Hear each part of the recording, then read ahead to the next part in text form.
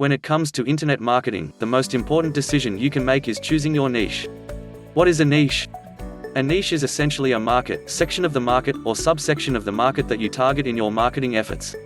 In other words, your niche is your audience. They are the people who are going to be interested in what you have to say, and what you have to sell. As a sidebar, if you've got an existing bricks-and-mortar business you want to take online, you have an advantage here as you already have a niche, and you know what your ideal customer looks like. There are as many niches as there are people to occupy them. The most popular ones are known as evergreen niches. This is because interest is consistent all year long and isn't reliant on the latest fad. Some good examples of evergreen niches include health, weight loss, sports, dating and relationships. Obviously, the more people share the niche interest, the greater the opportunities for making money. On the downside, of course, the more popular the niche, the more competition there's likely to be. That's why it's a good idea to drill down and find a sub-niche.